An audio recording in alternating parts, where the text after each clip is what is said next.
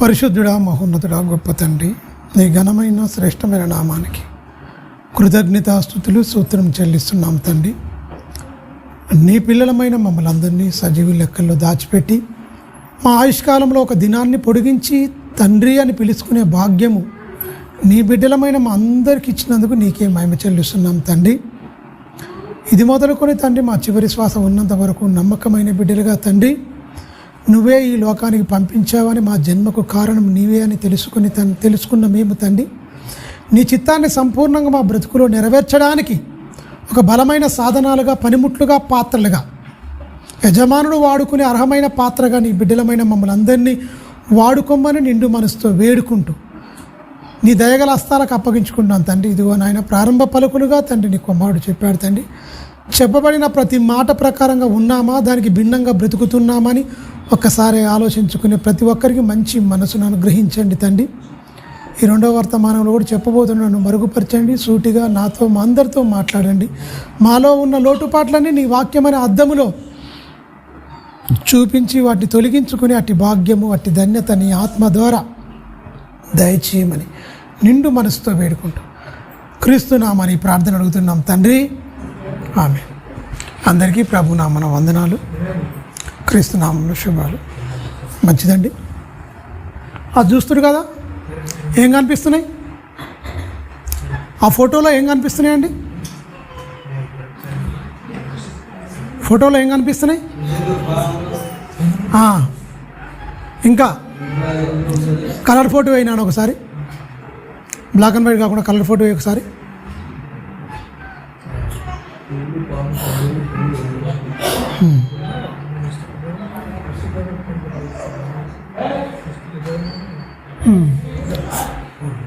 ఇది కూడా మంచిగా కనిపిస్తుంది, మీరు గమనించండి. లైట్ పోయి. ఇవి మనుషులు అనేది మనం చూస్తే భయపడేటి, లేకపోతే మనం కనిపించగానే చంపేటి. బాహ్య సంబంధంగా కనిపిస్తే ఏమైపోతాం? భయపడతాం. తేల లాంటి, పాముల లాంటి అయితే మనం చంపగలం. పులి అయితే మనం ఏం చేస్తాం? పారిపోతాం. లేకపోతే ఫారెస్ట్ వారికి ఫోన్ చేసి పట్టుకొని తీసుకెళ్ళండి. మా ఊళ్ళలో కొంతమందిని ఊళ్ళలోకి వచ్చేసి ఏం చేస్తాయి, ఏది మన్యం ప్రాంతంలో అక్కడికి వెళ్ళి మాత్రం ఏంటి, అడవులలో నివసించే వారి దగ్గరికి పులులు వస్తాయి ఖచ్చితంగా. తప్పిపోయి వచ్చినాయి అనుకోండి, మేకపిల్లలు ఉంటాయి. మేకపిల్లలు అవసరం అని కూడా మనుషులను కూడా చంపేట మనం టీవీలలో కూడా వింటూనే ఉంటాం ఆల్రెడీ. ఇంకో పలానా గ్రామంలోకి వచ్చింది, కొంతమందిని చంపేసింది, లేకపోతే ఇన్ని గొర్రెలను చంపింది, ఇన్ని మేకలను చంపింది, ఇట్లా అయిపోయింది, రక్తానికి మరిగిన పులి అని అంటాం. పులికున్న లక్షణం ఏంటండి? పులికి జాలి, దయ, కనికరం, ప్రేమ ఉంటుందా? ఒక దాని మీద ఉంటుంది ప్రేమ, అన్నిటి మీద ఉండే ప్రేమ ఉండదు. దాని కడుపున పుట్టిన పిల్లల మీద చాలా ప్రేమిస్తుంది అది. మీరు గమనించండి. వేరేటాన్ని ఏదైనా దానికి ఆహారం కావాల్సిన ఏదైనా సరే ఏం చేస్తుంది? భయంకరంగా గొంతు బట్టి చంపేస్తుంది. మొత్తం రక్తం మొత్తం జుర్రేసి చీల్చేసి మొత్తం మాంసం మొత్తం తినేస్తుంది. ఎలుగుబంటికున్న లక్షణం ఏంటండి? ఎలుగుబంటికున్న లక్షణం ఏంటండి? అది పొద్దున్నాక వాడుకుంటుంది, తెలంగాణ వేటాడకు బయటకు వెళ్తుంది. దానికి ఏంటి? బద్ధకస్తాం. పొద్దున్నాక ఏం చేస్తుంది? అది పండుకుంటుంది. తెలంగాణ ఏం చేస్తుంది? తిరుగుతుంది. ఎందుకంటే తెలంగాణ దాని కళ్ళు బాగా అనిపిస్తాయి, తిరుగుతుంటుంది. మీరు గమనించండి. అలాగనే మొసలి కనిపిస్తుంది, చూసిన మొసలికేంటి? విపరీతమైన మాంసాపేక్ష. డిస్కవర్లకి ఛానళ్ళకి చూడండి, నీళ్ళు తాగుతందుకు వచ్చే ఏదైనా సరే, ఏది వన్యప్రాణులు ఉంటాయి, జింకలు కానీ, దున్నలు, అడవి దున్నలు ఉంటాయా, అవన్నీ వచ్చే వరకు ఏం చేస్తుందండి? అది ఇలా పెట్టి ఇలా కొట్టింది అనుకోండి, ఒకసారి ఇలా తెరిచి ఇలా పెట్టేసిన అంత బలం ఉన్నా ఇది నీళ్ళ నుంచి బయటికి వెళ్తే మాత్రం బలం ఉంటుంది దానికి. నీళ్ళలో ఉంటే ఎంత దున్నపోతునైనా, ఎంత బలిష్టమైంది అని ఏం చేస్తుంది? లాగేస్తుంది ఖచ్చితంగా. అది ఉన్నది చిన్నదే. దున్నపోతు చాలా ఎత్తుంటుంది. దున్నలు అనేది చాలా పెద్దగా ఉంటాయి. అలాంటి దాన్ని సైతం అది నీళ్ళల్లో ఉంటే దానికి ఎంత బలం ఉంటుంది? ఎరికైనా ముసలుకున్నంత బలం నీళ్ళల్లో దేనికి ఉంటుంది బలం? ఏ దానైనా పట్టి లాగేస్తుంది మొత్తం. కంచర్ గాడిదను కూడా పట్టి లాగేస్తుంది, గాడిదలను కూడా లాగేస్తుంది.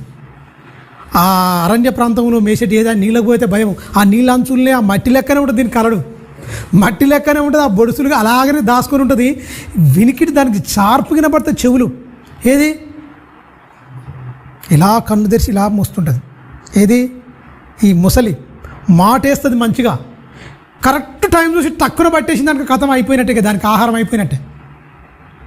మీరు గమనించండి, ఈ ఏమంటారు సాధు జంతువులు అంటారా, భయంకరమైన క్రూర జంతువులు. నాకేంటిగా భయంకరమైన దాని బుద్ధులన్నీ ఎలా ఉంటాయి.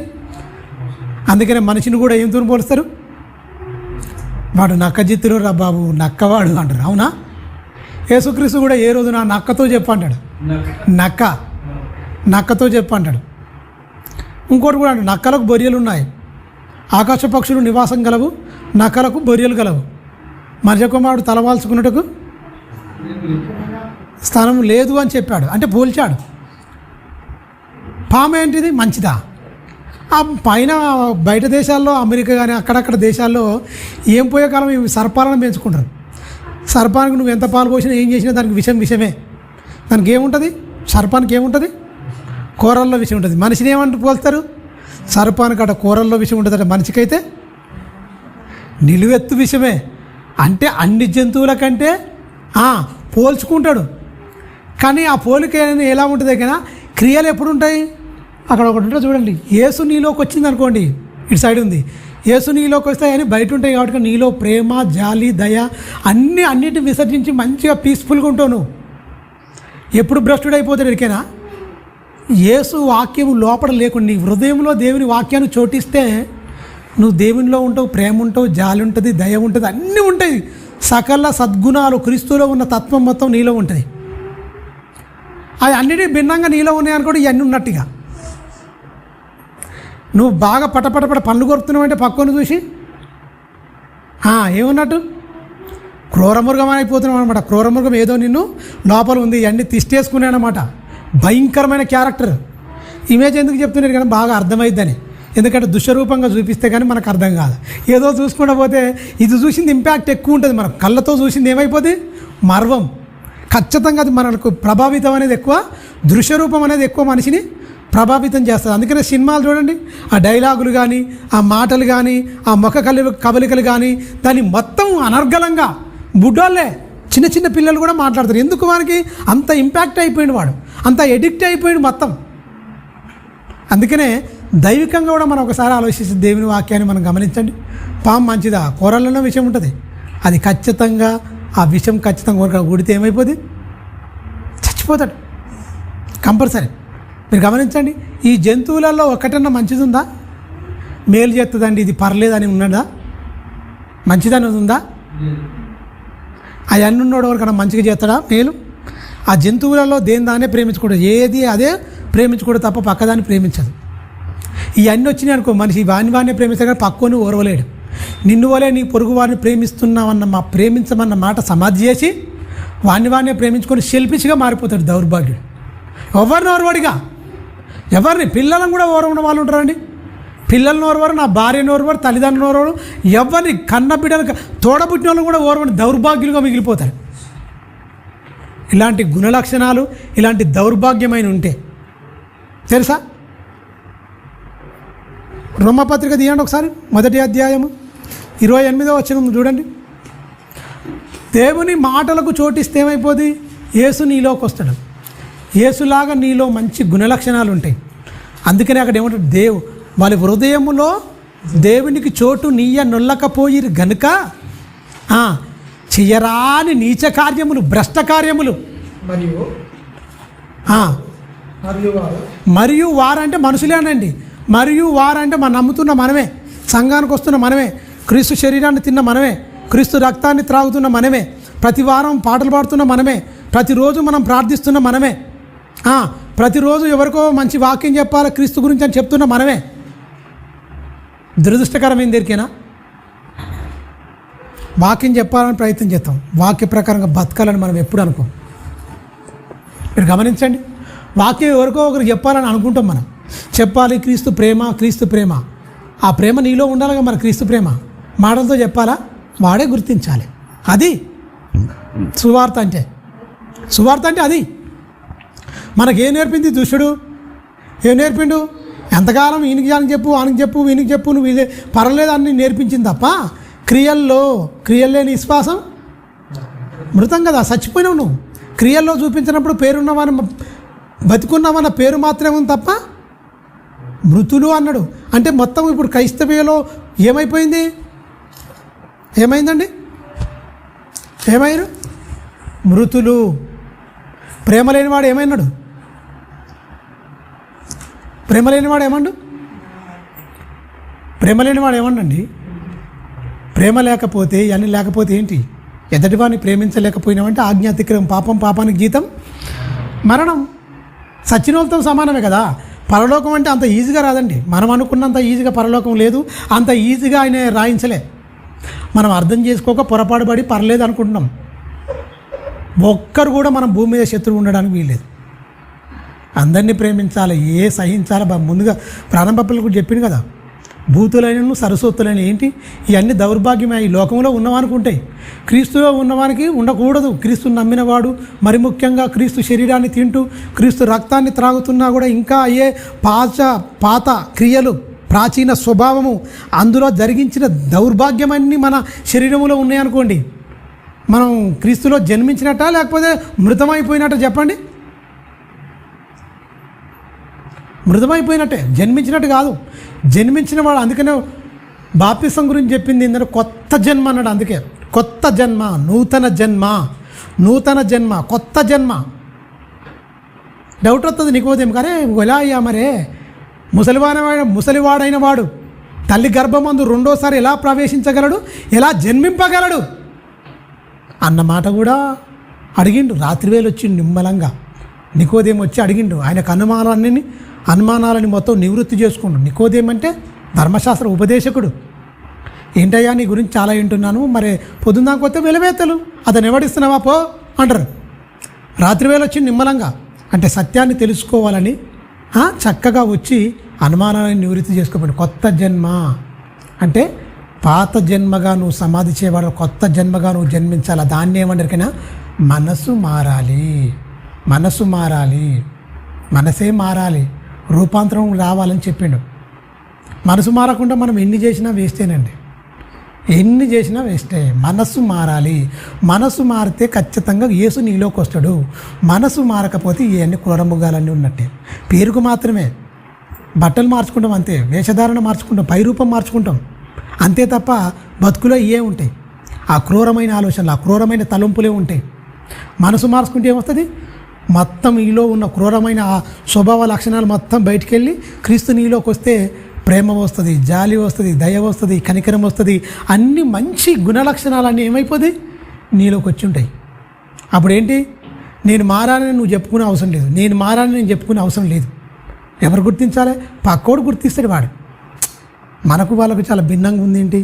మన ప్రవర్తనకు వాళ్ళ ప్రవర్తనకు, మన మాటకు వాళ్ళ మాటకు, మన చూపుకు వాళ్ళ చూపుకు అన్ని వ్యత్యాసంగా ఉన్నాయని మనం చెప్పుకోవడం కాదు, వాళ్ళే గుర్తించేటట్టుగా మన బ్రతుకు అనేది ఏమైపోద్ది? పరిశుద్ధాత్మ మనలోకి వస్తే, మారు మనసు మనలోకి వస్తే అనేక మంది జీవితాలను ప్రభావితం చేసేటట్టుగా మన జీవితం ఉంటుంది. అయినా కూడా అలా అవ్వట్లేదు అంటే మనం మారినట్టే చెప్పుకుంటున్నాం అంతే. మారామని మనం చెప్పుకుంటున్నాం అంతే. మనమేంటో నేనేంటో నాకు తెలియదా అండి? ఖచ్చితంగా తెలుసు. నువ్వేంటో నీకు తెలియదా? మనం అందరం ఏంటో ఈ లోకానికి పంపించే తండ్రికి తెలియదా?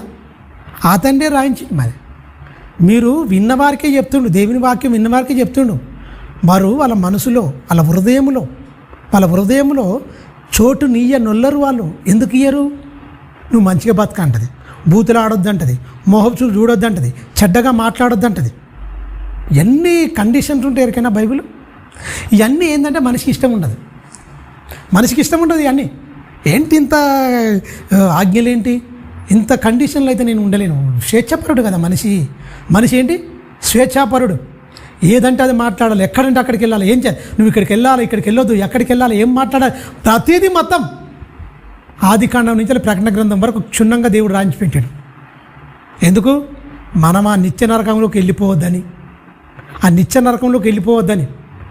ప్రేమించి అన్ని రాసినా కూడా మనం ఖాదరు చేయకుండా మన ఇష్టానుసారంగా ఇచ్చిన తుచ్చమైన 60 ఏళ్ళ జీవితంలో మన ఇష్టానుసారంగా మనం ప్రవర్తించి ఎవరిని లెక్క లేకుండా దేవుడు చెప్పిన మాట కూడా ఖాదరు చేయకపోతే మనకు పట్టే గతి ఏంటరికైనా నిత్య నరకమే. ఈ అంత్య దినాల్లో ఒకటి చెప్పట్లేదు, నరకం అని చెప్పట్లేదు, దేవుని భయం చెప్పట్లేదు. నమ్మండి వస్తాడు అయిపోద్ది, దీవిస్తాడు అయిపోతాడు. ఎక్కడిదిరా నాయన, బైబిల్లో ఉన్నది వేరు, మీరు చెప్తున్నది వేరు. మాయమాటలు చెప్పి మనుషులందరినీ మారు మనసు లేకుండా చేస్తారు దౌర్భాగ్యులు. బట్టలు మార్చుకోరు, వేషధారణ మార్చుకోరు, అంతే. బొట్టు తీసేస్తారు అంతే.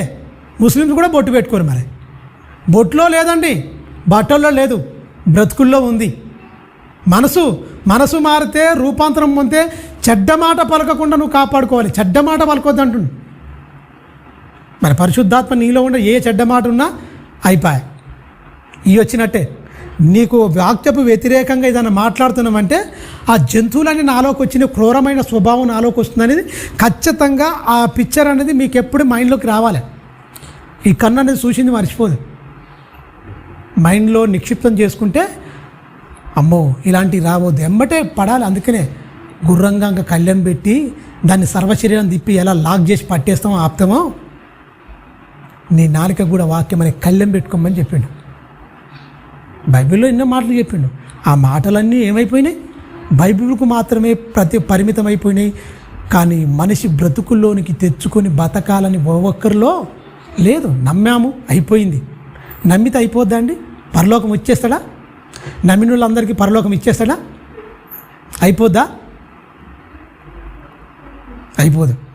ఎందుకంటే చాలా ఉంది. నమ్మినవు ఓకే, ఆ నమ్మినవంటే బలవంతం చేస్తే నమ్మినవా, ఎవరు చెప్తే నమ్మినవా? మీరు గమనించండి.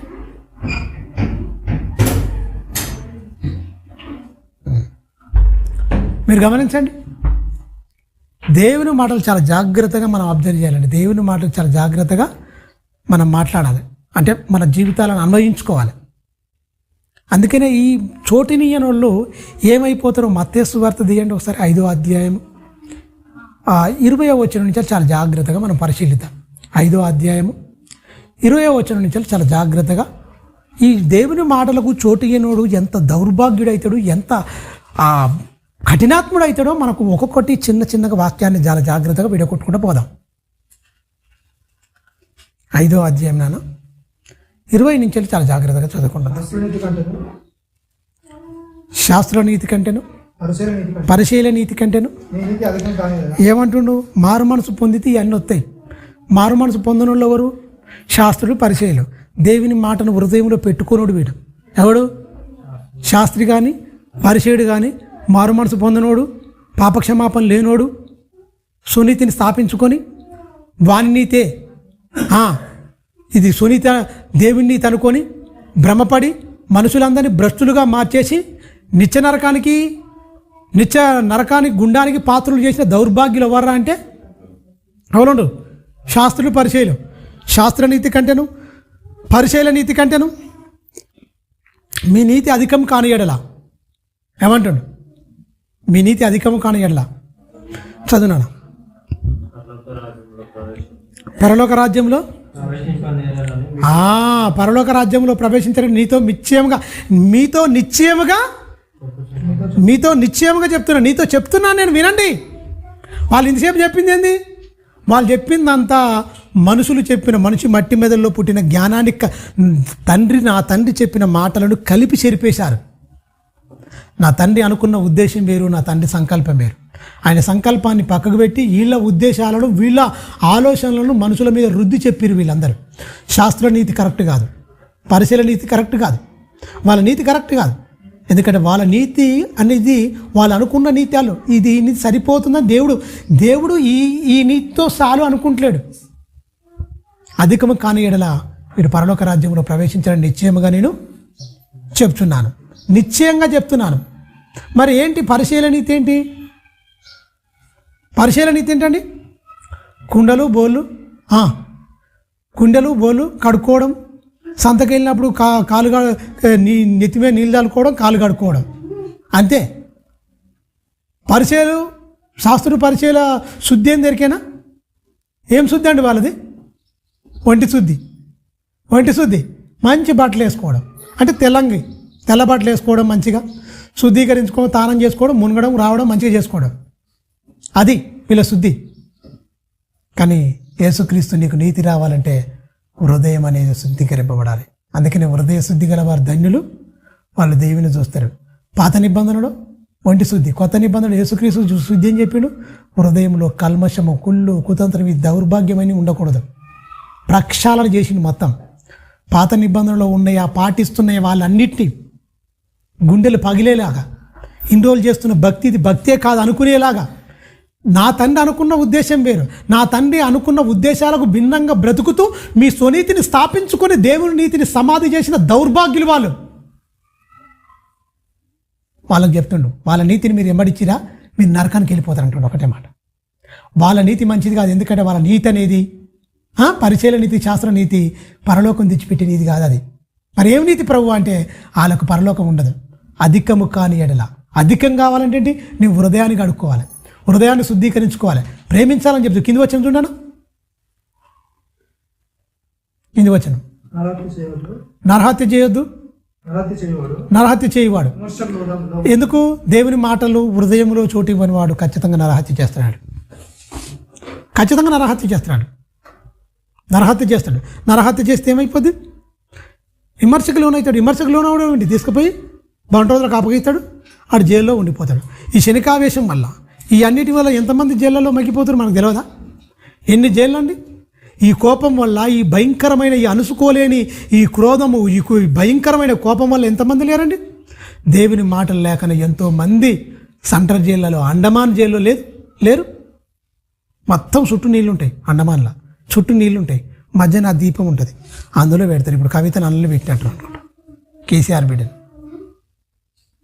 మీరు గమనించండి ఎంత భయంకరం అంటే, భయంకరంగా లైఫ్ వేస్తారు వాళ్ళకి బయటికి రారుగా.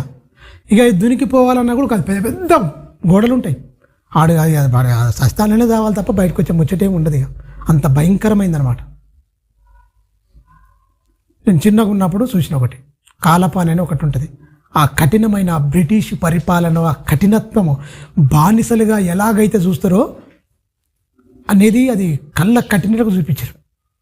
అంటే సైనికుల కింద, ఉక్కు పాదాల కింద మనుషుల్ని ఎలా నలిపేస్తారో, ఎలా చచ్చిపోతారో, ఎంత అల్లాడిపోతారో దుష్యరూపకంగా కళ్ళ కట్టినట్టుగా చూపించినది. కాలాపాని అని ఒక సినిమాలో బ్రిటిష్ వాళ్ళు భారతీయులను ఎలా తొక్కేసిరు, ఎలా అణిచేసిరు, మొత్తం ఎంత భయంకరంగా చూపించారు. బైబిల్ చదివేటప్పుడు మనుషులను కూడా ఎంత కఠినాత్మలుగా, ఎంత అణిచేస్తుందో. వాన సామ్రాజ్యం కదండి, బ్రిటిష్ సామ్రాజ్యంలో చాలా బాధపడ్డారు అందరూ. కానీ ఈ సాతాను సామ్రాజ్యంలో బయట వాడు భౌతికంగా వాడు అణిచేసినట్టుగా మనం చూసి అది చెప్పగలం. అబ్బా ఇంత క్రూరమైన హింసలా, ఇంత క్రూరంగా చంపిరాని. సాతాను సామ్రాజ్యంలో మనుషులందరినీ తొక్కేస్తున్నాడు. వాడు ఆత్మీయంగా నలగొట్టి ఎన్నో సమస్యలను తీసుకొచ్చి వ్యభిచారిగా, దొంగతనంగా మొత్తం మార్చేసి మనుషులను మొత్తం ఏమార్చి నిత్య నరకానికి, అది భయంకరమైన. ఈ జైళ్ళు అంటే భూమి మీద జైలు, భూమి మీద వరకే ఉంటాయి. చచ్చిపోతాం, అయిపోయింది, ఈ దేహం వరకు అయిపోద్ది. కానీ అది ఒక మహా జైలు ఉంది. అది కటిక చీకటి గల బెల్లం, పాతాళం, కటిక చీకటి గల బెల్లం. అందులోకి తీసుకుపోవాలని, వాని సామ్రాజ్యంలోకి తీసుకుపోవాలి. కట్టుదిట్టమైన ఏర్పాటుతో భూమి మీద వాని సామ్రాజ్యాన్ని స్థాపించుకొని దేవుని సామ్రాజ్యాలను మొత్తం అవుపడకుండా చేసి, వాని సామ్రాజ్యాలను పెద్ద పెద్దగా మహాదుర్గములు కట్టిందట వాడు. మనకన్నా అర్థమవుతుంది? అసలు క్రైస్తవులకే బైబిల్ అర్థం అవుతలేదు. క్రైస్తవులే దేవుడు చెప్పినట్టుగా బతకలేకపోతున్నారు. క్రైస్తవులకే దేవుడు అర్థం కాలే. క్రైస్తవుడే దేవుడు చెప్పిన మాటల ప్రకారంగా జీవించాలన్న ఆలోచన లేవు. ఇక బయటని పక్కకు పెట్టిగా నరహత్యలు ఎందుకు చేస్తారు? అందుకే నరహత్య చేయి. మనుషులందరూ మంచోళ్ళే. నేను పాపం మనుషులందరూ మంచోళ్ళే. దేవుడు యథార్థవంతుడిగా పుట్టేసిండు. ఎందుకు ఈ కాలక్రమంగా ఇంత దుర్మార్గుడుగా మారిండు? వాడు మార్చేసిండు. ఆ క్రూరమైన తత్వం ఉంటుందండి, క్రూరమైన. అది చూడండి మీరు ఒకసారి. చంపడమే. పులికి ఏముంటుందండి? చంపడమే. ముసలికి ఏముంటుందండి? చంపడమే. సముద్రం నీళ్ళల్లో ఉందనుకో, దానికి ఉన్నంత బలం దేనికి ఉండదు. బయటికి వెళ్ళిందంటే ఏదైనా దాన్ని ఆడేయచ్చు, దానివల్ల ఏం కాదు. బయటికి వెళ్తే అంతే, నీళ్ళలోకి పోతే మనం ఏం చేయలేం దాన్ని. అంతుంటే దాని బలం. మీరు గమనించండి, దాంట్లో ఏమైపోయింది? రక్తానికి మరిగిన భయంకరంగా. ఎంతోమంది భార్యలను చంపిన లేరా? భర్తలు క్రూరమైన ఏదో ఆడపిల్లలు నమ్ముకొని వచ్చి పెళ్ళి అనే పేరుతో వచ్చిన వాళ్ళని ఎంతమంది ఇజ్జత్తు లేరని. అలాగే భార్య భర్తను చంపిన వాళ్ళు లేరా? చాలామంది ఉన్నారు. పిల్లలను చంపిన లేరా? ఉన్నారు. ఎందుకు ఇంత రాక్షసత్వం? ఎందుకు ఇట్లా మారిపోతున్నారు? క్రూరమైన ఆలోచనలు, క్రూరమైన తత్వం మనిషిది. కింది వచ్చని చూడండి, ఇంకా కింది వచ్చని చూడనా. నరహత్య చేయొద్దు, చేసిన వాడు ఏమైపోతాడు? విమర్శకులోనవుతాడు. నేనేం చెప్పినంటే, పూర్వీకులతో నా తండ్రి పితరులతో చెప్పాడు. ఏమని? ఇగో ఇవన్నీ చేయకూడదు, నరహత్య చేయకూడదు, ఇవన్నీ చేయకూడదు అని ఎవరు చెప్పిండు? తండ్రి అయిన దేవుడు దేవదూతల ద్వారా పలకబడిన వాక్యం అని ఉంటుంది. దేవదూతల ద్వారా పలకబడిన వాక్యము చెప్పుకుంటూ వచ్చాడు. మొత్తం నీతి న్యాయములు ఎలా జరిగించాలి, ఎలా మీరు ప్రవర్తించాలి, ఎలా మీరు బ్రతకాలని పూర్వీకులతో చెప్పబడిన మాటలు మీరు విన్నారు కదా. ధర్మశాస్త్రం మీ దగ్గరనే ఉంది కదా. నేను మీతో చెప్పినది ఏమనగా, ఎందుకు కోపం అవుతుందండి? తన సహోదరుని మీద కోపపడు ప్రతివాడు విమర్శకు అంటే ఏంటి? జైలకే. విమర్శకులోనకు నువ్వు గొడవ అయిందనుకో ఏమైపోద్ది? చిన్న చిన్న పంచాయతీల కాడండి, గెట్టు పంచాయతీల కాడ ఉట్టిటిగానే పంచాయతీలు పెట్టుకొని అన్నదమ్ములు సంవత్సరాలు మాట్లాడుకొని సచ్చినా కూడా వీడి తత్తే వాడు తత్తి విడిపోడు అంత స్థితిలో కూడా వెళ్ళిపోయేటట్టుగా ఏం చేసింది? ఒకే తల్లి గర్భములోనే పెరిగిన వాళ్ళు, ఒకే తల్లి సనుబాలు తాగిన వాళ్ళు, ఒకే తండ్రిలో నుంచి వచ్చిన వాళ్ళే ఈ భిన్నాభిప్రాయాలు ఏంటి? ఒకరి నుంచి వెళ్ళి వచ్చిన వారికి ఇంత క్రూరమైన ఆలోచనలు ఏంటి? ఇంత క్రూయల్ మైండ్ ఏంటి? ఆలోచించిరా? తమ్మున్న సహోదరుని ద్వేషించడం ఏంటండి? సహోదరుని తిట్టడమా? సహోదరుని కొట్టడమా? సహోదరుని వంచడమా? సహోదరుని చంపడమా? భూమి మీద తమ్మునే చంపేసి అన్న కొట్టి అని చంపే నువ్వు ఉంటావా? జైలుకి పోతే నీకేమైనా సుఖం ఉంటుందా? ఎందుకు అన్నీ మనుషుల్లో సమాధానం లేక, శాంతి లేక నరరూప రాక్షసులుగా ఇలా మార్చేసిన పరలోకం వెళ్తాడా? వెళ్ళగలడా? ఇక్కడనే ఏ ఒక్కరికి పరలోకం రాకుండా వానుకున్న దుర్గుణాలు, అవలక్షణాలన్నింటినీ యథార్థవంతులుగా పుట్టిన మనుషుల్లో చూపిస్తూ వాటి వికటాహాసంగా నవ్వుచున్నాడు. ప్రతి మనిషి హృదయాన్ని ఏం చేసిండు? మనం ఏమనుకుంటాం? కబ్జా చేయాలనుకుంటాం భూములు. ఆ కబ్జా గుణం అందే. మానవ హృదయాలన్నిటి కబ్జా చేసేసిండు మొత్తం వాడు. మనం ఏమనుకుంటాం? వాంది కబ్జా చేసి భూమి ఉందంటే బకాసురుడు అయిపోయినట్టే. 3 ఎకరాలట పాపం. అమాయకులు రైతులు ఏడుస్తురండి. 3 ఎకరాలట. కాంగ్రెస్ ప్రభుత్వం వచ్చిందిగా, 10 ఏళ్ళు ఇన్ని రోజులు ఆవురు ఉన్నట్టున్నారు. పాపం అమాయకుల దగ్గర కబ్జా చేసినాడు. వాళ్ళు లబోదివం ఒత్తుకున్నారు పాపం. పాస్బుక్లు అన్నీ ఉన్నాయి, మా భూమిని ఇది అయిపోతున్నాయి. ఒక రైతు చచ్చిపోయిందండి. ఒక రైతు, నాకు ఇన్ని ఎకరాలు ఉందండి, ఇగో నా దాన్ని కబ్జా చేసుకోండు ఎమ్మెల్యే అనుచరుడు అని వీడియో మాట్లాడుతా. ఈ దౌర్భాగ్యులు అది రాజకీయం అని రంగుపూతురు తప్ప చచ్చిపోయిన జాలి లేదండి పాపం. నా పిల్లలకన్నా ఇది అయిపోతుంది, న్యాయం తీర్చండి. ఎవరి దగ్గర పోయినా నా దగ్గర ఏం న్యాయం జరగట్లేదు. కలెక్టర్ దగ్గర పోయినా, ఈఆర్ఓ దగ్గర, ఎంఆర్ఓ వీళ్ళందరి దగ్గర పోయినా, పోలీసు నా దగ్గర ఏమీ లేదు. వీళ్ళందరికీ అయిపోద్ది. లోకంలో నీకు న్యాయం దొరకకుండొచ్చు కాక, లోకంలో ఎక్కడ నీకు న్యాయం దొరకకుండొచ్చు కాక, లోకులందరూ నిన్ను అన్యాయం చేయొచ్చు కాక. నీతిగల న్యాయాధిపతి ఆయన ఒక ఆయన ఉన్నాడు. ఆయన ఎవరు మేనేజ్ చేయలేరు. లంచం కానీ దీనికి దానికి ఇది అదనేది ఏముండదు. పక్షపాతం లేకుండా తీర్పు తీర్చే నీతిగల న్యాయాధిపతి. నువ్వు మంత్రివా, రాష్ట్రపతివా, నువ్వు ప్రధానమంత్రివా, నువ్వు ఎవ్వడివైనా సరే భూమి మీద బీదవారి పక్షంగా ఉంటాడు. అన్యాయమైపోయిన వారి పక్షాన ఎవరు ఉంటారట? దేవుడే ఉంటాడు. ఖచ్చితంగా తీర్పు తీరుస్తాడు కంపల్సరీ. ఈ భూమి కబ్జా చేయాలని ఎందుకు వచ్చిందండి? 100 ఎకరాలున్నా కూడా వీళ్ళకు దాహం తీర్తలేదు.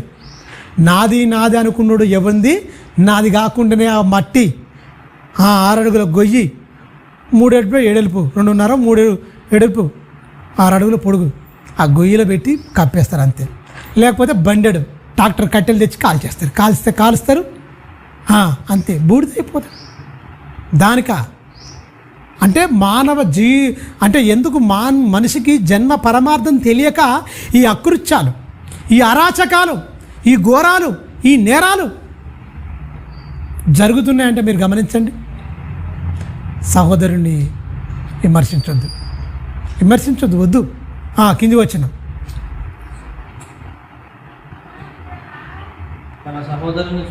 తన సహోదరుని చూసి మీరు గమనించండి, వ్యర్థుడా అని చెప్తే మహాసభకు లోనగును. వ్యర్థుడా అంటేనే మహాసభ అంటుండే యేసుక్రీస్తు. ఎవరికి చెప్తుండేది అన్నీ గమనించాలి. ఎవరికి చెప్తున్నాండి? తన దగ్గరికి వచ్చి చుట్టూ ఉన్నవారు కూకున్న వారికి కొండ ఎక్కి కూర్చుండి, కొండ మీద ప్రసంగం ఇది, కొండ ఎక్కి కూర్చుండి నా మాటలు వింటున్న మీరు ఎవరిని విమర్శించడానికి వీల్లేదు. ఇంతకుముందు విమర్శించవచ్చు గాక, ఇంతకుముందు మీరు తిట్టొచ్చు గాక, ఇంతకుముందు ఏదేదో మీరు అనుకోవచ్చు గాక. నా దగ్గరకు వచ్చిన వారు ఎందుకు మారు మనసు, అమ్మో ఈయన చెప్తున్నాడు వింటున్న మాటలు, నా మాటల్లో ఏముందంటే జీవం ఉంది, నా మాటల్లో ఏముంది జీవం ఉంది, నా మాటల్లో ఏముంది పరలోకం ఉంది, నా మాటల్లో ఏముంది నిన్ను వలె నీ పొరుగువాడిని ప్రేమించమని ఉంది. ఖచ్చితంగా నా మాటల్లో ఖచ్చితంగా మేలు చేయమని ఉంది తప్ప కీడు చేసేది అనేది నా నోటగుంటే రాదు. ఎవరైతే నా మాటలు విని నా మాటల ప్రకారంగా బతాడో వాడే పరలోకానికి అర్హుడు. మరి ఎవరైనా సరే దుర్మార్గుడు, వ్యర్థుడు, బూతులు విపరీతంగా నిందిస్తే ఏమై దొరికినా ఈ మాటలు ఎన్నోసార్లు మనం చదువుకున్నాం. ఈ మాటలు మీరు అతిక్రమించినట్టే. ఎందుకంటే వచ్చు ప్రారంభమై ఆయన నోరు తెరిచి ఇలాగా బోధింప సాగెను. ఏమని బోధిస్తుండు? ఉన్నతమైన మాటలు చెప్తుండు. మొత్తం ఉన్నతమైన మాటలు చెప్తుండు. ఇగో నేను చేస్తున్న బోధ సరికొత్త బోధ, మీకు నచ్చని బోధ, మీరు ఒక్కసారి జీర్ణించుకోలేని బోధ నేను చెప్పేది. ఎవరైతే నా మాటలు విని అవి మీరు నచ్చుతారో, ఎవరైతే మీరు రూపాంతరంలోకి మీ మనసు మార్చుకొని ఈ మాటలు వింటేనే, ఈ మాటలు లోపలికి వెళ్తేనే, ఇది కూడా చెప్తాను వినండి, ఈ మాటలు లోపలికి వెళ్తేనే మీలోనికి రూపాంతరం వస్తుంది, మారు మనసు వస్తుంది. యేసు చెప్పిన మాటలు, ఈ మాటలు మీకు లోపలికి వెళ్ళకపోతే రూపాంతరం రాదు, మారు మనసు రాదు. అవి తెచ్చుకున్నోనికే మారు మనసు అనేది వస్తుంది. విన్నాం కదా, పోనీ ఎన్నిసార్లు ఇల్లే మనకు తెలియని వాక్యమా ఎన్నిసార్లు ఇల్లే అనుకున్నవా? వాత వేయబడిన మనస్సాక్షి అంత మాసి కాదండి. మీకు తెలుసా, పరలోకం వెళ్ళాలి, పరలోకానికి సూత్రం ఏంటి, ఎలా పాటించాలి నాయన, ఎలా జీవించాలంటే ఏంటి అంటే లోటుపాట్లు, మానవ అంతరంగములో మనిషి చేస్తున్న లోటుపాట్లన్నిటి ఖచ్చితంగా యేసుక్రీస్తు ముఖాముఖిగా మాట్లాడుతుండు. సమాజంతో, జన సమూహంతో ముఖాముఖిగా మాట్లాడుతుండు. వేల మంది వచ్చి కూకున్నారు. ప్రకృతే మొత్తం ప్రిక్కటిల్లేలాగా ఆయన మాట్లాడుతుంటే ప్రతి చెవు తెరవబడి హృదయ అంతరంగంలోకి వెళ్ళిపోయి మారు మనసు పొందడానికి ఆస్కారమైంది. ఎన్నోసార్లు చదివినాం, అయినా కూడా మనలోకి వస్తుందంటే వాక్యం పనిచేస్తలేదని అర్థం.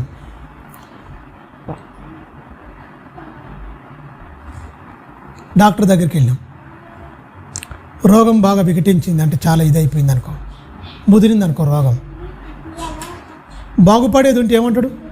పత్యం చేయి బాబు అంటాడు. బాగుపడేది ఉంటే ఏమంటాడు? ఇక బత్తడు వీడు అంటే ఏమంటారు డాక్టర్లు?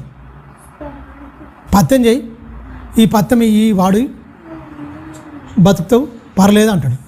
మొత్తమే పోతాడు, ఇక అయిపోయింది, సివియర్గా ఉంది, ఇక వీడు చచ్చిపోతాడు అనుకున్నాను అనుకో, డాక్టర్ ఏమంటాడు? అన్నీ తినేయి. ఎందుకు చెప్పాడు అన్నీ తినేవని? నువ్వు బతకవురా నాయన, నీ కోరిక లేదో తీర్చుకో. దేవుడు కూడా అదే చెప్తాడు. ఎన్నిసార్లు విన్నా ఇక నీకేం అర్థమైతలేదు కనుక బతుకురా నీ ఇష్టం వచ్చినట్టు. అందుకని ఏమన్నాడు? అన్యాయం చేయవని, అక్రమం చేస్తాడు, ప్రకటన గ్రంథంలో అన్యాయం చేయనిగా, నీతిమంతుడు ఉండి అన్యాయం అక్రమం చేసావు, అక్రమం చేయనిమ్ము అని ఎందుకన్నాడు? ఇన్నాడు వాడు పోయే కాలం వచ్చింది కానీ నాకు ఈ మాటలన్నీ వాడి బతుకులోకి తెచ్చుకోలేదు కనుక ఆడు పోతాడన్నాడు ఆయన. దేవుని హృదయంలో చోటిస్తే ఖచ్చితంగా ఈ మాటలన్నీ వింటారండి. అవి వెళ్ళిపోతాయి, రూపాంతరం చెందుతాయి ఖచ్చితంగా. అందుకనే మీకు వ్యర్థుడు అని కూడా చెప్పొద్దు అంటారు చూడండి.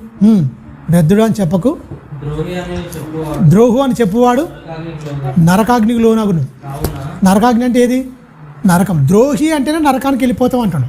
ఎంతమంది మనం ద్రోహులు అని చెప్పినాం, ఎంతమందిని ఆడు ద్రోహి అని చిత్రీకరించి మన మనసుల్లో ఫిండ్ అయిపోయింది. ఓసారి ఆలోచించండి. ఎంతమందిని వీడు ద్రోహి, వీడు నీచుడు, వీడు దుర్మార్గుడు అని మన మనసులో అనుకున్నా కూడా మనం పాపలమే, బయట కనకపోయినా సరే. ఎందుకంటే ఆయన హృదయములను ఏం చేస్తాడు? ఆయన పరిశోధించ దేవుడు. హృదయము అంతరేంద్రియములు ఏం చేస్తాడు? పరిశోధకుడు, హృదయ పరిశోధకుడు ఆయన. నువ్వు బయటకు అనుకోకున్నా పర్లేదు, లోపల నీ తలంపుకి వచ్చే నీ తలంపు పుట్టక మునిపే అది నాకు మొత్తం తెలుసన్న దేవుని దగ్గరకు వచ్చినాం. అవి వచ్చినాయి అంటే మనం ఏమిటి? బయటకు అనుకున్నా మనం అపవిత్రమే అయిపోద్ది. బయటికి లోపల అనుకొని ఇది ఇద్దరు రగిలిపోయినామనుకో అయిపోయినట్టే మన పని.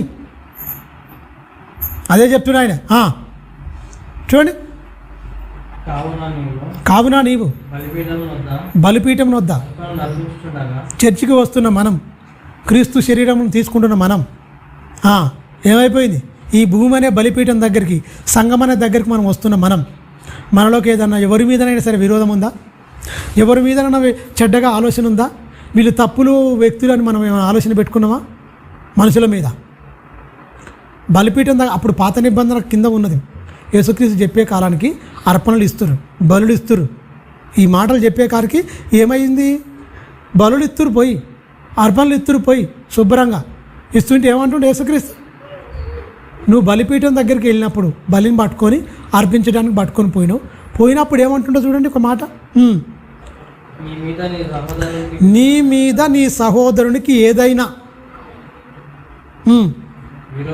విరోధమైనది, విరోధమైనట్టుగా ఒక్కటి ఏదైనా గుర్తొస్తే, ఇప్పుడు శరీరాన్ని తింటప్పుడు నీకు ఏదైనా గుర్తొచ్చిందా?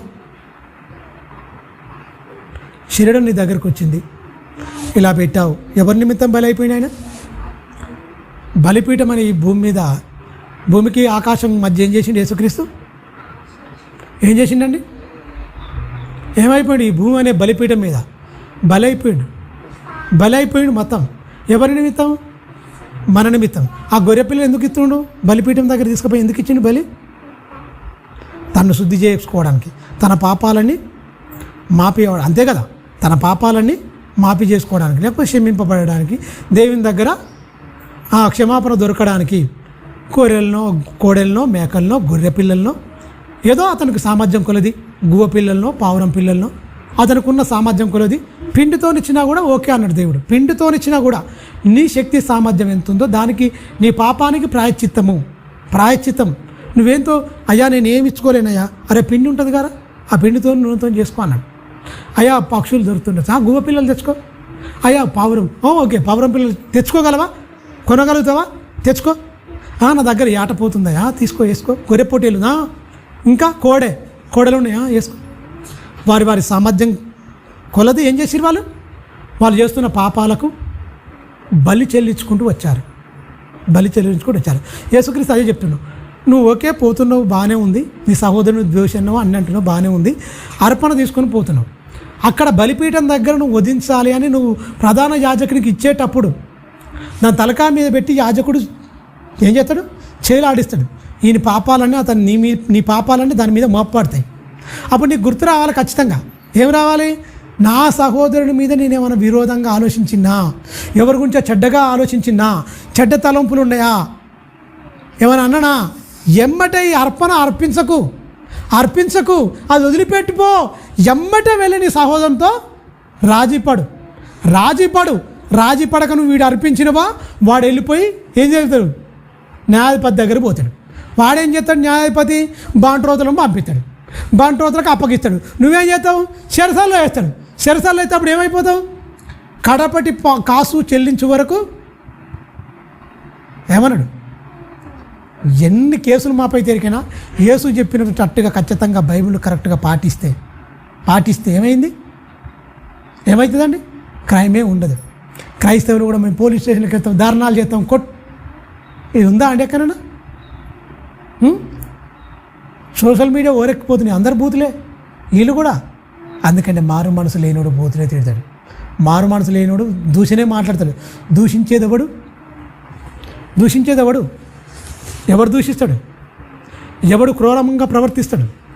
ఎందుకు నోరు వారేసుకుంటారు మొత్తం? ఎందుకు భయంకరంగా ఇచ్చేస్తారు మొత్తం?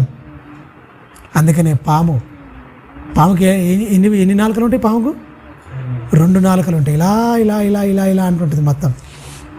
మీరు గమనించు. అంటే సంఘంలోకి వచ్చినప్పుడు దీనంగా ఉంటారు, సంఘం బయటకు వెళ్ళినాక ఒక నాలిక, సంఘంలో ఉన్నప్పుడు ఒక నాలిక. అంటే ఏంటన్నట్టు పామును అందుకే సర్పమును వినియోగించుకుందని అంటది. సర్పమును అంటే 2 నాలుకలు. అందుకని మీరు దిమనసుకులై ఉండకూడి అంటాడు. దిమనసు అంటే 2 నాలుకల ద్వారాని. మనసులో అలాగే ఉండు. చర్చిలో ఉన్నప్పుడు చాలా భక్తిగా ఉండి చాలా మంచిగా ఉంటాం. తర్వాత మన రూపం బయటికి వెళ్తే ఎప్పుడు ఒకలాగా ఉండాలి. ఇదెందుకు? అందుకనే సర్పం కూడా అక్కడ ఖచ్చితంగా వినబడుతుంది. ఇలా ఉంది, ఇలా ఉందంటే ఏంటి? అయిపోయినట్టే. కాటేసిందంటే విషం ఎక్కిపోతూనే ఉంటుంది, దానికి విషం ఎక్కిపోతూనే ఉంటుంది. మనిషి మాత్రం భయంకరంగా చచ్చిపోతాడు. అందుకనే పాము కూడా ఒక పాఠం నేర్పది. అది పాము కుసం ఇడుతుంది తెలుసా? పాము కుసం మొత్తం ఎలా ఇడుతుందో ఏం కథ. ఒకసారి కుసాన్ని చూసి చేతిలో పట్టుకుని ఉన్నా, ఇలా చూస్తున్నాను. నేను పట్టుకున్న దాన్ని తాసుబాముదే ఇలా పట్టుకొని ఇలా చూసిన, ఇది ఎట్లా వెళ్ళొచ్చు అసలు? ఏది చినిగిపోకుండా శుభ్రంగా తోక దాకా, మళ్ళా తల నుంచి తోక దాకా ఎట్లా వదుకోవచ్చు? మళ్ళీ గింత ఓలు లేదు దానికి, చినిగిపోలే, అట్నే ఉంది. అది కుసం మాత్రం మంచిగా విడిచిపెట్టింది. కుసం విడిచిన పాము ఎలా ఉంటుంది కదా, చెక్క మెరుస్తుంది తెలుసా? ఎండకు పోతే అప్పుడు మీరు చూడండి, అది ఇలా ఇలా వెళ్ళిపోతే అప్పుడు మెరిసినట్టు అనిపిస్తుంది పాము. ఎందుకంటే కుసం ఉన్నప్పుడు ఏంటి, మెరవది, డల్ అయిపోద్ది. ఆ పాత చర్మం పోయి ఏంటి, పాము నెడుతుంది ఒక పాఠము. ఆ కుసాన్ని ఉడబిక్కుంటుంది. కానీ మనమైతే ఆ పాత స్వభావాన్ని మాత్రం పోగొట్టుకోదే మనిషి. పాము కుసం ఉడబిక్కుంటుందండి మంచిగా. అది చూస్తే నాకు ఇప్పటికి అర్థం కాలే, అది ఎలా ఉందో నూరు ఆ తోక దాకా ఎట్లా తీసుకుంటుందో ఏం కథో మనకు తెలియదు. పాము కుసం చూస్తే మనము ఎట్లా తీసుకుంటుంది ఏంటి, ఎవరైనా తీసినట్టే ఉంటుంది. తోలుగాక దాన్ని తోలు తీస్తారు కొంతమంది పాములై బెల్టులో గిన వినియోగిస్తారు. జేరుపోతలు గిన కట్ చంపేసి ఆ తోళ్ళను కొంతమంది వ్యాపారం కూడా చేస్తారు ఖచ్చితంగా. వీటి మీద వీటిని అమ్ముకుంటారు. చాలా గట్టిగా ఉంటుంది తోలు, చాలా గట్టిగా ఉంటుంది. వీటిని కూడా ఇప్పుడు కనుమరుగైపోయినాయి. కానీ వీటి వేటాడి తీసుకుపోయి ఈ తోలు తీసేసి మొత్తం చేసుకునే పద్ధతి కూడా ఉంటుంది.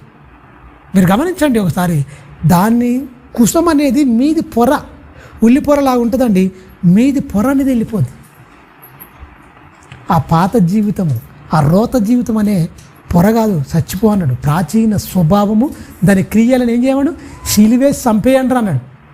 జంతువులన్నిట్లలో మార్పు ఉన్నది. చీతాకోక చిలుక చూడండి, గొంగలి పురుగుగా ఉంటుంది. ఇలా ఇలా ఇలా ఇలా ఉంటుంది మొత్తం. అలా ఉన్నది ఏమైందండి, గొంగలి పురుగు ఏమైపోద్ది? ఒక చిన్న గూడు కట్టుకొని ఎక్కడనో దగ్గర ఓ చెట్టు కొమ్మలోనో ఎక్కడనో ఒక దగ్గర గూడు కట్టుకొని, ఓ మట్టి గూడు కట్టుకొని కొన్ని దినములు అయిన తర్వాత ఏమైపోద్ది, దాన్ని పగలగొట్టుకొని చక్కగా ఏంటి ఎగిరే గుణం. ప్రాణం ఒకటే, ఆకారాలు 2. ఇదొకటే శరీరము ఆత్మ. ఈ ఆత్మ పరలోకం వెళ్ళాలంటే అది ఎగిరే గుణాన్ని తెచ్చుకుంటుందంటే అది ఏమైపోయింది, రూపం మార్చుకుంది. మనం కూడా రూపం మార్చుకోవాలనే ప్రకృతిలో ఎన్ని చూపిస్తుండు దేవుడు.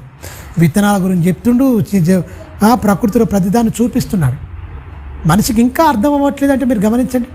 ఇవన్నీ నీ కళ్ళ ముంగట ఎందుకు పెట్టానంటే మీరు మారాలనే, నా ప్రేమను అర్థం చేసుకోవాలనే ఇవన్నీ మీ కళ్ళ ముంగట పెట్టానంటాడు. ఈ జైళ్ళు, కోర్టులు, నరహత్యలు ఎందుకంటే మనిషి తగ్గింపు స్వభావం లేనిపోవడం, ఓర్వలేనితనం, క్రూరంగా మనుషులను భక్షించడానికి ముందుకెళ్ళే తత్వం అనేది మనిషికి ఉంది. కింది వచనం చూడండి, కింది వచనం. అక్కడనే బలిపీఠం యొద్దనే నీ అర్పణను విడిచిపెట్టి మొదట వెళ్ళి నీ సహోదరునితో సమాధానపడుము. అటు తర్వాత వచ్చి నీ అర్పణను అర్పించుము. నీ ప్రతివాది తోవలో వాడు న్యాయపతి దగ్గర పోకమునిపే తోవలో ఉండగానే పోయో త్వరగా వానితో. మీరు గమనించండి, ఎవరి మీద ఏదన్నా ఉండి క్రీస్తు శరీరం తింటుంటే అది నిష్ప్రయోజనమే, ప్రయోజనం ఉండదు. ఎందుకు? ప్రతి వారం మనం బల్ల కార్యక్రమాలు చదువుకుంటాం ఒక మాట, ఎవడైనను అయోగ్యముగా ఆయన శరీరం తిన్నా ఆయన రక్తం త్రాగినా ఏమన్నాడు? అయోగ్యత ఏంటి ఎరికైనా? ఇవన్నీ మనసులో పెట్టుకొని ఉండి తిన్నామనుకో, ఇవన్నీ మనసులో పెట్టుకొని తిన్నామనుకో ఏమైపోద్ది? అయోగ్యుడు. అవన్నీ వదిలిపెట్టాలి. మరి ఇవన్నీ లోపల పెట్టుకునే కాబట్టి నేను తీసుకొని నాకు బల్లే వద్దు అనుకునే కొంపతీసి. పాపికే బల్ల అవసరం, రోగికే వైద్యుడు అవసరం, ఆరోగ్యవంతుడు వైద్యం అవసరం లేదు, రోగికే వైద్యుడు అవసరం. ఎందుకంటే మన ఆత్మీయంగా మనం రోగులం కనుక ఖచ్చితంగా ఆయన బాగు చేస్తుంది. ఆయన శరీరము ఘోరమైన పాపులం కనుకనే ఆయన రక్తము, ఆయన శరీరాన్ని మనం ఆశ్రయించాలి. మనలో ఏమైపోవాలి? ఆయన రూపాంతరం మనలోనికి రావాలంటే ఆయన శరీరాన్ని తినాలి, ఆయన రక్తాన్ని మనము త్రాగుతూనే ఉండాలి. అమ్మ ఇవన్నీ నాలో ఉన్నాయి కనుక లేదు వచ్చే వారం నుంచి తీసుకోకుండా పర్లేదు ఇక అన్న ఆలోచనకు పొరపాటున రాకండి. ఎందుకంటే ఖచ్చితంగా ఇవన్నీ తీసుకుంటూ అవన్నీ వదులుకోవాలి ఖచ్చితంగా. కింది వచనం ఇంకా లేని ఎడల ప్రతివాది నిన్ను న్యాయాధిపతికి అప్పగించును. కిందికి టకటక న్యాయాధిపతి నిన్ను బంట్రోతుకు అప్పగించును. అంతటా నీవు చెరసాల్లో వేయబడదు. కడపటి కాసు చెల్లించు వరకు నీవు అక్కడి నుండి బయటికి రావు. అసలే నేను మీతో నిశ్చయంగా. యేసుక్రీస్తు ఏమంటుండు? ఎవడు జైల్లోకి వెళ్ళిపోవద్దు, ఎవరు జైల్లోకి వెళ్ళిపోవద్దు. మీరు ఏం చేసిండు? దేవుడు స్వతంత్రులుగా ఈ లోకానికి పంపించాడు. ఎందుకంటే జైలుకు అయ్యి మన హృదయంలో బంధింపబడితే, అయ్యి మన హృదయంలోకి వస్తే మనం ఎక్కడైనా జైల్లోకి వెళ్ళిపోతాం, పాపానికి బానిసలు అయిపోతాం. ఇది కంటికి కనపడే జైలు, బాహ్య సంబంధమైన కంటికి కనపడే జైలు. కనబడింది ఏది? యేసుక్రీస్తు ఏ దాని కింద అని చెప్పిండు? మీరు పాపమనే, దాస్యమనే కాడి కింద ఉన్నారు, మీరు జైల్లో ఉన్నారు. మీరు ఎవడున్నాడు మీ హృదయంలో? స్వతంత్రులుగా ఉన్న మీరు ఎవరికి బానిసలైపోయారు? దుష్టునికి, పాపానికి మీరు బానిసలైపోయారు. కనుకనే మీరు ఆత్మీయంగా మీరు వానికి బానిసలయ్యారు, భాష సంబంధంగా మీరు ఏమైపోయారు? చెరసాలకు వెళ్ళిపోతారు. భాష సంబంధంగా మనుషులందరూ ఏం చేసిండు? బానిసలుగా మార్చుకోండు. అది కనపడదు. ఎవరు కనపడుతుంది? వీళ్ళు ఆత్మీయంగా వీళ్ళు బానిసలయ్యారు, దుష్టునికి బానిసలైపోయారని ఎవరు చూసి చెప్పగలరు? మనుషులు ఎవ్వడు చెప్పలేడు. మనుషుల కళ్ళకు ఎవ్వరు కనపడదు. మనుషులందరూ పెద్ద మనుషులే. అన్నా కాదా? ఎవరు చూడగలరు? దేవుడు చూడగలడు. దేవుడే చెప్పగలడు, నువ్వు ఈ దానికి బానిసవు, నువ్వు దేవుని మాటలకు చోటు ఇవ్వలేదు కనుక నువ్వు భ్రష్టుడు అయిపోయావు. ఇగో నువ్వు దుష్ట కార్యాలు చేయడానికి, ప్రేమ నీలో లేకపోవడానికి, కరుణ నీలో లేకపోవడానికి మూలంగా అదేంటి? వాక్యం నీలో లేకపోవడం. ఎందుకంటే నీ హృదయంలో ఆయనకు, నా వాక్యానికి చోటు లేదు. చోటు ఉంటే ప్రేమ ఉంటుంది, చోటు ఉంటే రూపాంతరం ఉంటుంది, చోటు ఉంటే పగ ఉండదు, చోటు ఉంటే ద్వేషం ఉండదు, చోటు ఉంటే ఆయన మాటలకు చోటు ఉంటే నీలో క్రీస్తు తత్వము, క్రీస్తులో గుణగణాలు ఖచ్చితంగా బయటికి ఏమైపోతుంది? ప్రచురమవుతాయి, కనపరుస్తావు ఖచ్చితంగా. అందుకనే చూడండి మార్కు సువార్త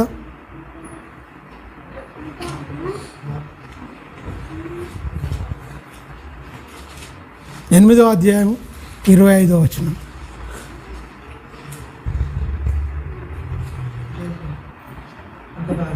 ఇరవై 25 నాన్న. మరలా తన చేతులు వాని కన్నుల మీద ఉంచగా వాడు తెరిచి చూసి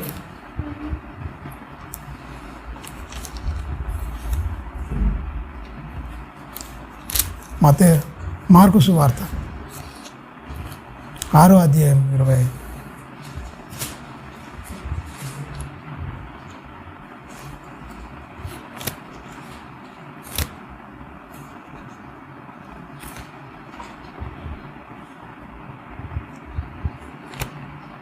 చూడండి,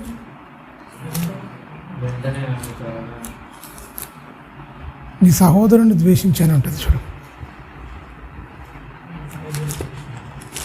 మార్కు సువార్త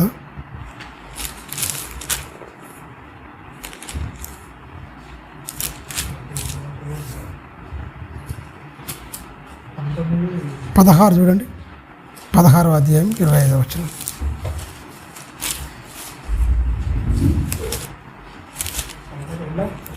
మార్కు 25 కదా, క్షమించండి, మత్తయి సువార్త 16వ అధ్యాయము 25వ వచనం. క్షమించండి.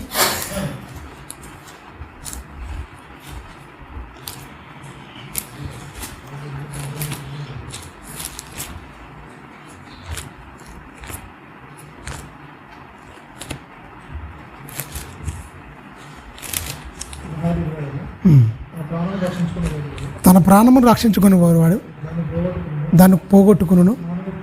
నా నిమిత్తము తన ప్రాణమును పోగొట్టుకునేవాడు దాన్ని దక్కించుకున్నాను. ఒక మనుషుడు లోకమంతయు సంపాదించుకొని తన ప్రాణం పోగొట్టుకుంటే, మీరు గమనించండి, లోకమంతా సంపాదించుకోవాలంటే ఇలాంటి క్యారెక్టర్ ఉంటే, దేవుని మాటలు లేకపోతే లోకమంతా సంపాదించుకోవాలి, అన్నీ నేను కబ్జా చేసుకోవాలి, అన్నిటి నేను ఆక్రమించుకోవాలి అని ఆలోచన ఉంటుంది. దేవుని మనసు కొత్త ఏంటంటే సర్వము దేవుని కోసం ఖర్చు పెట్టి నిత్యం లోకంలోకి వెళ్ళాలి, నిత్యత్వంలోకి వెళ్ళాలి. ప్రాణం పెడతాడు, ప్రాణం తీయడు. ఎవరు? దేవుని వాక్యం లోపలికి వస్తే. ప్రాణం ఎవరు తీస్తారు? లోకమంతా సంపాదించుకునేవాడు అనేకుల ప్రాణాలు తీస్తాడు. అనేకులకు ఏం చేస్తాడు? మొత్తం ఆటంకంగా ఉంటాడు, మొత్తం చూసుకుంటూ ఉంటాడు. అనేకమైన సుఖానుభవాలు కావాలనుకో. లోకమంతా ఒకటి సంపాదించుకుంటే వాడు ప్రాణం పోగొట్టుకుంటే మనకేమి ప్రతిఫలం? మనకి ఏమైనా ఉందా? అంతా సంపాదిస్తావు, ఇన్ని ఎకరాలు అంటారు, ఉందా? మొన్న చూశానండి, అంబానీ, ఆనందమ్మ అంబానీ అనుకుంటా పెళ్ళయింది.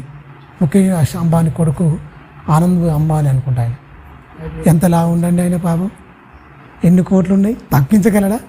ఎంత వేదన.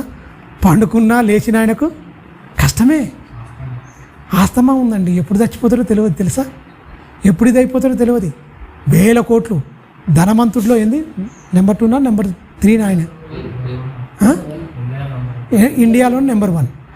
రిలయన్స్ మొత్తం ఆయనే, పెట్రోల్ బంకులు ఆయనే, మొత్తం ఎన్ని ఎలక్ట్రానిక్ ఉన్నాయి చాలా వరకు రిలయన్స్ సంబంధించి మొత్తం ఆయనే కదా. ఎన్ని 1000 కోట్లు అంటే ఆయన బిల్డింగ్ చూస్తే అసలు ఆశ్చర్యం. ఉండేది 4, ఎన్ని అంతస్తులంటే 10 అంతస్తులో 12 ఉంది. అది మీరు గమనించండి.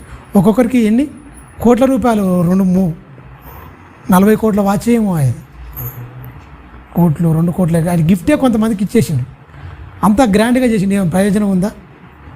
శరీరం ఎలా ఉంది, ఏం కథ? కోట్లు ఉంటే సంతోషం ఉంటుందా? ఇన్ని సంపాదించుండు. ఆయన ఏడుస్తుండు, ఆయన పాప ఆయన ఏడుస్తుండు. ఆయన కొడుకు పెళ్ళి అవుతుందా కాదా అనుకున్నాడు. అలా అతని స్నేహితురాలనే ఇచ్చి పెళ్లి చేసిరట. మీరు గమనించండి, ఏమన్నా సుఖం ఉందంటారు ఆయనకు? ఇన్ని డబ్బులున్నాయి, ఇన్ని కోట్లున్నాయి, మరి వైద్యం లేదా? ఖరీదైన వైద్యం ఇంటికి వచ్చేసారు. ఎక్కడ హాస్పిటల్లో జాయిన్ అవ్వ అవసరం లేదు. శరీరంలో మెకానిజం ఎవరిదండి? దేవుందండి. దానికి మొత్తం ఏంటి? దేవుడే కదా. దాని సృష్టి నిర్మాత ఎవరు? సృష్టికర్త. నీకు ఎన్ని 100 లక్షల కోట్లు ఉండని ప్రయోజనం ఏం లేదు. మీరు గమనించండి, లోకమంతా సంపాదించుకొని ఆయాసం దుఃఖమైన ప్రయోజనం ఏంటి? అందుకనే వాటి వైభవము అంటాడు. వాటి వైభవం ఆయాసం దుఃఖమే. వైభవం ఆయాసం దుఃఖమే అంటే పగ అవసరమా? గొడవలు అవసరమా? కొట్టుకోవడం అవసరమా? తిట్టుకోవడం అవసరమా? సమాధానంగా ఉండొచ్చు కదా. ఎందుకు ఈ బతికుండగానే నరకప్రాయం చేసుకుంటారు మనుషులు? అది వ్యర్థం. అందుకని వాళ్ళు లోకమంతయు సంపాదించుకొని తన ప్రాణం పోగొట్టుకుంటే వానికి ఏమి ప్రయోజనం లేదురా. మీకు లోకం సంపాదించుకోవడానికి రాలే.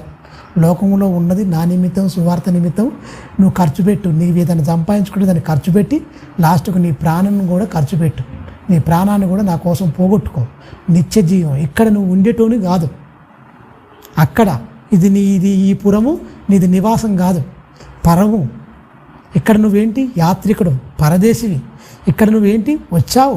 వచ్చిన నువ్వు ఆ దేశాన్ని జ్ఞాపకం పెట్టుకుని అక్కడ రా. అక్కడ మర్చిపోయి ఇక్కడికి అంటే మర్చిపోయిన జనాంగానికి అందరికి గుర్తు చేయడానికి వచ్చింది యేసుక్రీస్తు.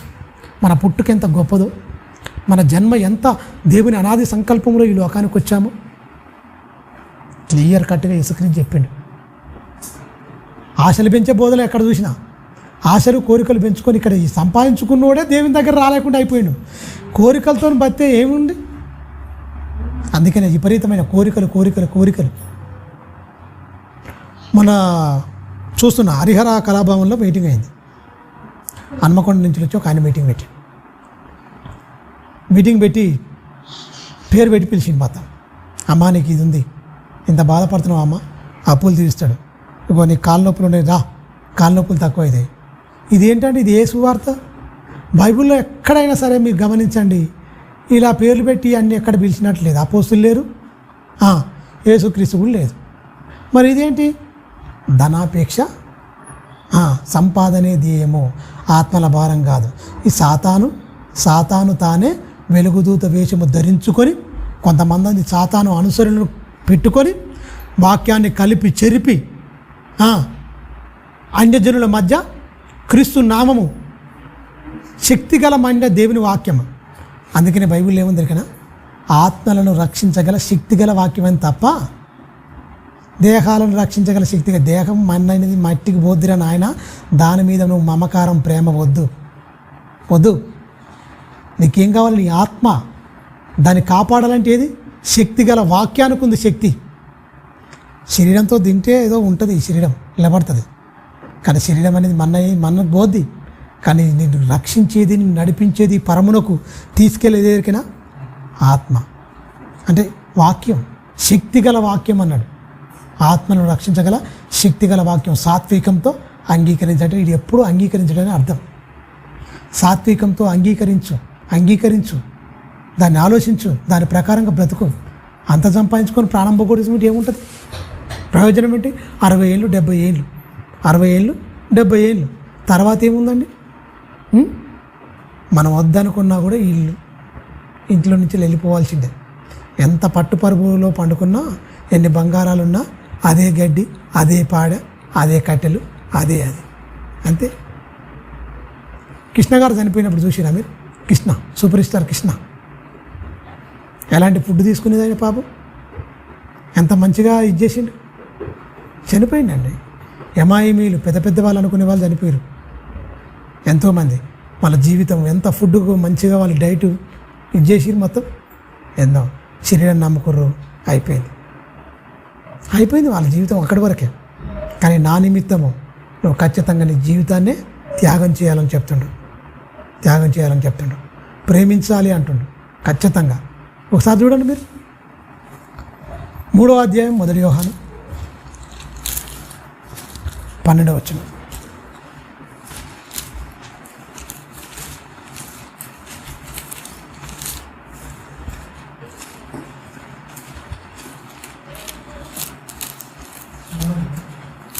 మనము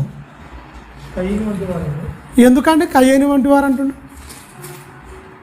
మనము కయ్యేని వంటి వారమై, ఎక్కడోడు కయ్యేను ఎక్కడ రాయబడ్డాడు? ఆయన ఆదికాండములో 4వ అధ్యాయం మీరు గమనించండి. పుట్టుక వాని బతుకు మొత్తం అక్కడనే ఉంటుంది. 4వ అధ్యాయంలో పుట్టుక గురించి రాయబడ్డది, 4వ అధ్యాయంలో పెరిగిన దాని గురించి రాయబడ్డది, 4వ అధ్యాయంలో నగరాలు కట్టుకునే దాని మీద రాయబడ్డది, 4వ అధ్యాయంలో వాని జీవితం మొత్తం కుదించి రాసేసాడు. ఎందుకంటే వాని గురించి తెలుసుకునేది ఏం పని లేదు, అవసరం లేదన్నాడు. మనకి పిల్లలు పుడతాడు, పెళ్లి చేసుకుంటాడు, నగరాలు కట్టించుకుంటాడు, ఇవన్నీ పనికిరాని అన్నీ చేస్తుంటాడు. ఆ ఒక్క అధ్యాయంలో మన జీవితంలో మొత్తం ముగించేసాడు. ఎవరు? తండ్రి అయిన దేవుడు కయ్యేను గురించి రాయబడుతూ 4వ అధ్యాయంలో 1వ అధ్యాయంలో పుట్టుక గురించి చెప్పిండు. కొద్దిగా ముందుకు పోయిన తర్వాత వాళ్ళు ఎదిగిరు, ఈయన కూడా ఎబెలు కూడా పుట్టిండు, పెరిగిరు, పెద్దగయ్యారు, అర్పణలు తెచ్చిరు, ఇవన్నీ రాయబడతాయి మొత్తం. మీరు గమనించండి. ఆయన గురించి చెప్తుండు, ఆ ప్రబుద్ధుని గురించి చెప్తుండు. మీరు గమనించండి. అలాంటి మనసు ఎవరికన్నా ఉందా? మనము కయ్యేను వంటి వారమై ఉండరాదు. ఎందుకు ఉండరాదు అన్నాడు. ఎందుకు దుష్టుడు సంబంధం? మీరు గమనించండి. మొదటి ప్రారంభ జంట కన్నా పిల్లలు ఇద్దరు, ఎక్కువ మంది జనసంఖ్యం లేదు, జనావాసం ఎక్కువ మంది లేరు, పెరగలే. ఆదాము అవ్వ వాళ్ళిద్దరు ప్రేమించి, అంటే వీళ్ళిద్దరూ ద్వారా రావడం, ఫస్ట్ కయ్యేను వచ్చిండు, సెకండ్ ఎవరు వచ్చిండు? ఎబేలు వచ్చిండు. ఎబేలు వచ్చిన వెంటనే మొదటి జంటకు పుట్టిన తొలుచూరు కుమారుణ్ణి వాడు కాటేసింది చూడండి, పాము కాటు. మీరు పున్నమి నాగాని ఒకటి చిరంజీవి పాత సినిమా ఒకటి ఉండే, పున్నమి నాగాని. పామును కడితే చచ్చిపోతాయని ఏం చేసి ఎక్కిన పాము గారితే చచ్చిపోతాని పాము విషం పెడతాడు చిన్నప్పటి నుంచి వెళ్ళి. పాము విషం పెడతాడు వానికి. పాములాగానే వాడు అంతా ఇట్లా తీసుకుంటాడు. వాడు ఇలా ఇలా గుంజేసుకొని పాములాగా మారిపోతాడు ప్రతి పుణ్యానికి. అదంతా పుణ్యం వచ్చినప్పుడే పాములు ఇలా అయిపోతాయా మనకు తెలియదు అవన్నీ. కానీ దాంట్లో చూపించారు పాముల సినిమాలు బాగా తీసేది. పాత అప్పుడు ఉన్న దాంట్లో చాలా వరకు కోడెనాగు, ఈ పాము ఆ పాము దేవి అని రకరకాలుగా ఈ పాముల గురించి విపరీతంగా సినిమాలు తీసేది.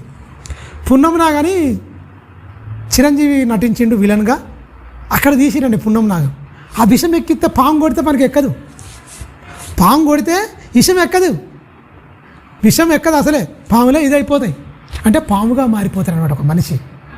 మీరు గమనించండి, ఆ కయ్యేను గుణం ఏం దొరికినా ఓరలేని తత్వం అప్పటి నుంచి వెళ్ళి వానికి ఎక్కిందండి.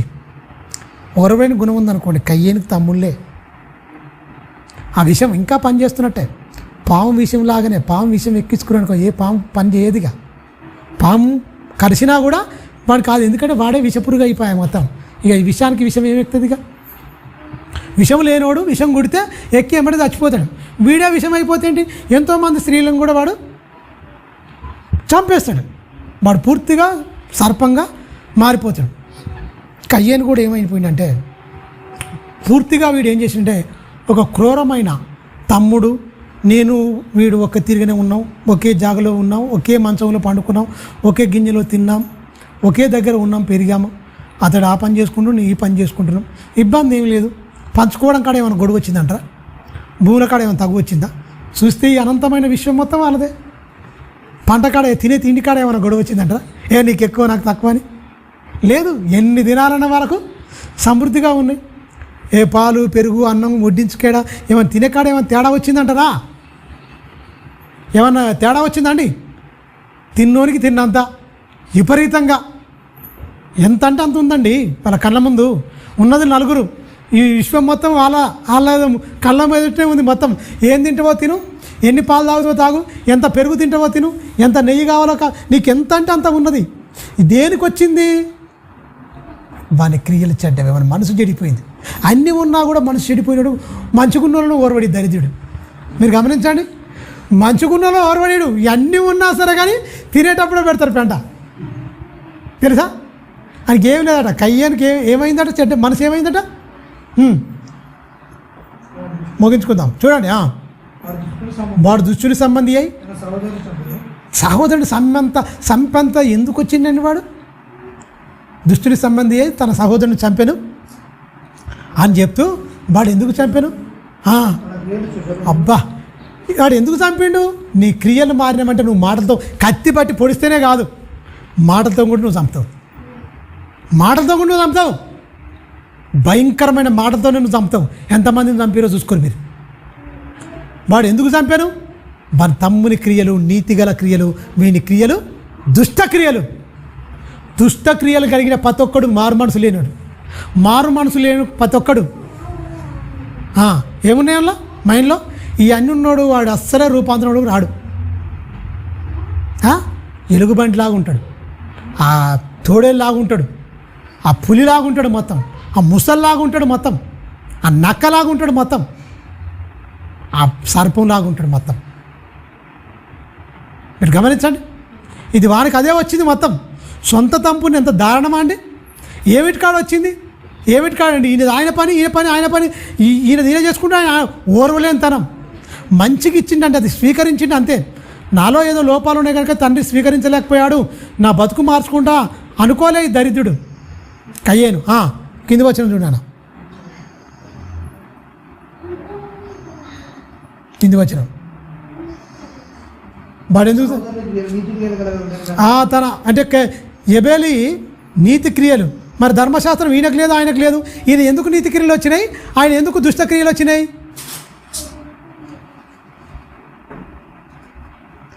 ఎందుకు వచ్చినాయి అంటే మీరు గమనించు, వాంతోని బాగా వాడబడుతున్నాడు. మనకు అవకాశం ఇచ్చిండు. హృదయంలో ఎవరికి దేవుని మాటలకు చోటు ఎవరిలో ఉన్నాయి? చోటు హృదయం కాదు. రాండి మీరు, హృదయంలో ఎవరికి ఉన్నది? దేవుని మాటలకు చోటు ఎవరికో ఉన్నది. హేబేల్లో ఉన్నాయి. చోటు ఎవరికి లేదు? కయ్యేని హృదయంలో చోటు లేదు. చోటు లేకపోతే ఓడతాడు. దుష్టుడు వస్తాడు. అప్పుడు ఏమైపోతాయి? అపవిత్రుడు అయిపోతాడు. అందుకే చంపేసాడు. కింది వచనం త్వరగా. సహోదరులారా, సహోదరుని ద్వేషించిన ఎడల మీరు గమనించండి, లోకము మిమ్మల్ని ఒకరు ద్వేషించిన ఎడల మీరు ఆశ్చర్యపడకండి. మనము సహోదరులను, ఎందుకంటే వాడు ద్వేషించినా నువ్వు ప్రేమించాలని చెప్తుంది బైబిల్. ద్వేషంతో కాదు, కొట్టుడు కాదు, తిట్టు కాదు. లోకం మిమ్మల్ని ద్వేషించిన ఎడల మీరు ఆశ్చర్యపడకండి. వద్దు. లోకం మిమ్మల్ని ద్వేషించిన ఎడల ఆశ్చర్యపడకండి. మనం సహోదరులము ప్రేమించున్నాం కనుక మరణం నుండి జీవంలోనికి. మీరు బాగా గమనించండి, ప్రేమిస్తే నీకు జీవము, ద్వేషిస్తే నీకు నిత్య నరకం. ప్రేమిస్తే నీకు జీవం, ఎందుకంటే మరణం నుంచి జీవం దాటిస్తున్నావా. ప్రేమ ఎన్ని కోరుకుండు? 10 ఆజ్ఞలు ఇచ్చిండండి దేవుడు ఇశ్రాయేలుకు. 10 ఆజ్ఞలు ఇచ్చిండు. 10 ఆజ్ఞలు మీరిరా పాటించిరా? కఠినమైపోయింది, పాటించలేకపోయారు. మన భాగ్యం ఏం దొరికినా ఆ 9 అంటే 10 ఏం చేసిండు? ఒకటే చేసిండు. నిన్ను వలే నీ పొరుగు వారిని. ఒక్క ఆజ్ఞను పాటించరా. 9 తీసేసిన, 10ని 9 తీసేసి 1 చేసిన ఏమైపోయింది? 1. ఆ 1లో ఇక పగ ఉండదు, ఇక గొడవ ఉండదు, ఇక తిట్టుడు ఉండదు. ప్రేమిస్తే గొడవ పెట్టుకుంటారా? ప్రేమిస్తే నిందిస్తావా? ఈ ఒక్క ఆజ్ఞ చేసిండు. ఈ ఒక్క ఆజ్ఞను ఎంతమంది మీరు చూసుకోరు. ఇక ఎంతమంది మరణమందు నిలుచున్నారు, కొట్టుమిట్లాడుతారో చూడరి. తన సహోదరుని ద్వేషించే ప్రతి వాడు ఏమైపోతాడు? మరణమందు నిలుస్తాడు. ప్రేమిస్తే మరణంలో నుండి జీవంలోనికి దాటి ఉన్నాడు. కిందనే చెప్తున్నదిగా, ప్రేమ లేనివాడు అంటే వాణ్ణి అక్కడ తిట్టి ఇక్కడ తిట్టి. ప్రేమ లేనివాడు తిడతాడు, ప్రేమ లేనివాడు కొడతాడు, ప్రేమలో నుండి అసూయ పడతాడు. ప్రేమ లేనివాడే పండ్లు కట్ట కొరుకుతూ వాని అసూయ మొత్తం కక్కుతాడు. అలా పన్ను కొరుకుతులను చూసి నవ్వుకోవాలి మనం. ఎందుకెరికైనా అబ్బా దుష్టుడు బాగా వాడుకుంటుండు వీడు, వీడిని దుష్టుడు పని చేసుకుంటూ అనుకోరు. అంతే ఇక లోపల నవ్వుకోరు, బయటికి నవ్వుకుంటే వాడు ఇంకా రెచ్చిపోతాడు. పొరపాటున వాని ముంగట నవ్వినామనుకో వాడు ఇంకా పిచ్చి అయిపోద్ది. ఇక లోపల అనుకొని దేవాని వాని గురించి ప్రార్థన చేయండి. పొరపాటున వీడు దుష్టుని చేత మీరు వాడబడుతున్నాడు మీరు నవ్వుకోరు అనుకోండి, మిమ్మల్ని నవ్విపిత్తులో మీరు నవ్వుతున్న వాళ్ళు జర్రసేపట్లో ఏడిపిస్తాడు. ఆయన కసి మొత్తం తీర్చుకుంటాడు. అనరాని మాట్లాడతాడు. కింది వచ్చింది నాన్న. తన సహోదరుని ద్వేషించేవాడు నరహంతకుడు. ఏ నరహంతకుని యందు నిత్య జీవము అస్సలే ఉండదు. ఇది రాసి పెట్టుకోవాలి. ఏ నరహంతకుని యందు, తన సహోదరుని ద్వేషించేవాడు నరహంతకుడు. ఏ నరహంతకుని యందు నిత్య జీవం ఉండదు. అంటే పరలోకానికి వెళ్ళడు, వాడు నిత్య నరకానికి వెళ్ళిపోతాడు. అక్కడ ఒక యేసుక్రీస్తు ఇమేజ్ కనిపిస్తుంది చూడండి, ఒకటి తల దగ్గర అటు సైడ్ బొమ్మ దగ్గర ఏముందండి? ప్రకటన గ్రంథం 3వ అధ్యాయం 20వ వచనం చూద్దాం. ఇదిగో నేను ఏం చేస్తున్నాడు పాపం ఆయన? ఏం చేస్తున్నాడు యేసుక్రీస్తు ఏం చేస్తున్నాండి? పద్మాస దీపంలో పరవాసి అయి ఉన్న యోహాన్ గారు చెప్తుడు, మనిషి హృదయంలో దేవునికి చోటినోడు ఎక్కడ పెడతాడట? ఎక్కడుంటాడట యేసు? వాక్యమైన యేసు ఎక్కడుంటాడట? తాడుతుంటుంది. తలుపు తీయండిరా, ఇలాంటి మాటలు మాట్లాడవద్దు అని వాక్యం హెచ్చరించిన, మనసాక్షి గద్దించిన, వాతమేయబడిన మనసాక్షియోడు అనే మాటలు అంటూనే ఉంటాడు. మీరు గమనించండి. ఇదిగో నేను తలుపు యొద్ద ఉండి తట్టుచున్నాను, తలుపు యొద్ద నుండి నేను తట్టుచున్నాను. కింద వచ్చాను. తలుపు యొద్ద నుండి తట్టుచున్నాను, ఎవడైనను నా స్వరం విని తలుపు తీసిన ఎడల నేను అతని యొద్దకు వచ్చి అతనితో నేనును నాతో అతడును ఏం భోజనం చేస్తామండి? మటను, చికెనా? ఏం భోజనం చేస్తాం? మంచి తోటకూర పప్ప? ఏం భోజనం చేస్తామండి? వాక్యం అనేది భోజనం అండి. నా జివ్వకు నీ వాక్యము నా జివ్వకు ఏంటట? ఆహారం. ఆహారం మన నీలోకి వస్తే ఏమైపోద్ది అని చెప్తే అది నువ్వు భుజించి అది నువ్వు తింటే 21లో చెప్తుండగా అది నువ్వు తిని అది భుజిస్తే ఆన్లో నువ్వు నేనులో వాడిని ఉంటావు వాన్లో కిందికి వచ్చినావు. అదే చదువునా మారు మనసు పొందుటకు నేను జయించి నా తండ్రితో కూడా ఆయన సింహాసనం మందు కూర్చుండున్న ప్రకారము. జయించాలంటే ఎప్పుడు జయిస్తావు నువ్వు? మరి గమనించు, ఎప్పుడు జయిస్తావు? ఈ లేకుంటున్నప్పుడు జయించగలం. ఈ లేకుంటున్నప్పుడు పరిపూర్ణమైన ప్రేమ మనలో ఉన్నప్పుడు, ఎవరిని ద్వేషించకుండా అందరిని ప్రేమించేటట్టుగా ఖచ్చితంగా నిన్ను వలే నీ పొరుగువారిని ప్రేమించాలని ఒక్క మాటతోనే బైబిల్ మొత్తం నిక్షిప్తమై ఉంది, భద్రం చేయబడి ఉంది, ఇమిడించబడి ఉన్నది. ఈ ఆజ్ఞను ఎన్నిసార్లు ఒకసారి మీరే లెక్కేసుకోండి. దేవుని దగ్గర ఒప్పుకొని వదిలిపెట్టండి. కడవరి దినాలు యేసుక్రీస్తు రాకడ ఆసన్నమవుతుంది. ఎప్పుడు ఆయనతో ఎంతమంది ఎత్తబడతారు, ఎంతమంది ఇడవబడతారు? నమ్ముకున్న వాళ్ళే కోట్ల మందిగా విడవబడతారు పాతాళంలో. ఆనాడు అరణ్యంలో రాలిపోయిన వారి శవములు, ఈనాడు అనేకమైన ఆత్మలు యేసుక్రీస్తు రాకట్లు పాతాళం రాలిపోతాయి. ఇన్ని మాటలు చెప్పినా పగ ద్వేషంతో రగిలిపోతూ సమాధానము నీతి అనేది లేకుండా మనం ఉంటే ఆయన శరీరాన్ని తీసుకున్నా నిష్ప్రయోజనమే, ఆయన రక్తం తాగినా నిష్ప్రయోజనం. ఒప్పుకొని వదిలిపెట్టి కనికరింపబడి అందరినీ ప్రేమిస్తాను, నాలో ఉన్న లోటుపాట్లని దిద్దు అని మనం దేవునికి అప్పగించుకుంటే, తన కృపావాక్యములకు అప్పగించుకుంటే అప్పుడు కానీ మనం ఖచ్చితంగా రూపాంతరం రాము. జయించాలంటే అంత ఆషామాషి కాదు. జయించిన వాడిని నా తండ్రి సింహాసనం నేను జయించి నా తండ్రి సింహాసనం మందు నేను కూర్చున్న ప్రకారము జయించిన ప్రతివాడు జయించితే నేను తండ్రి సింహాసనం కూర్చున్న ప్రకారం మిమ్మల్ని కూడా కూర్చుంటాను. అంత గొప్ప ధన్యత. తండ్రి సింహాసనం మీద కూర్చుంటారట. పక్కలు మన పక్కన పెద్ద వాళ్ళు ఉంటారుగా, ఎమ్మెల్యే పక్క మీద చూసుకొని కూకుంటేనే పొంగిపోతారు మొత్తం. సర్పంచ్ పక్క మీద కూకుంటే పొంగిపోతారు మొత్తం.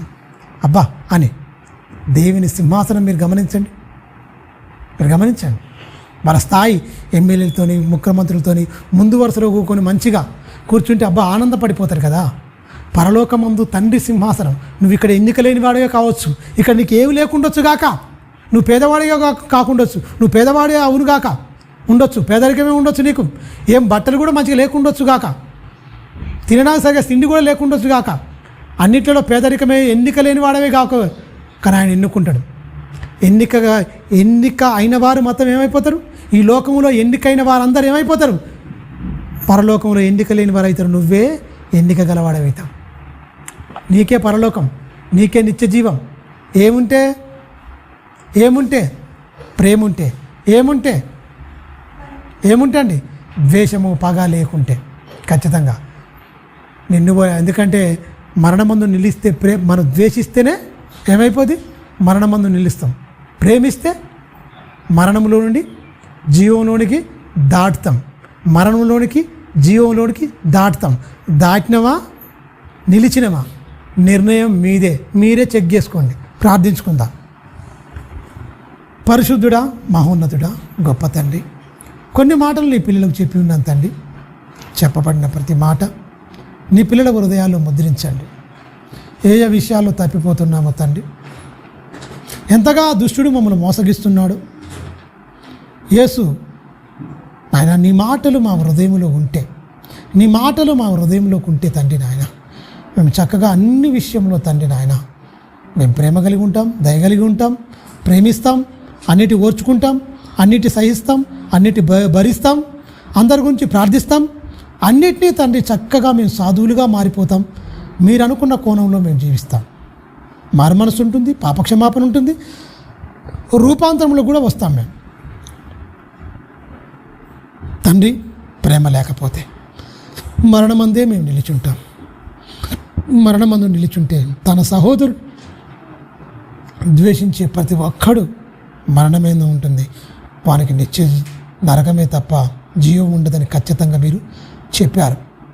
చెప్పబడిన మాటలకు తండ్రి శక్తివంతమైన మాటలు ఆయన విని మా హృదయాలు బండవారిపోయాయా? పర్వాలేదు అనుకుంటున్నామా?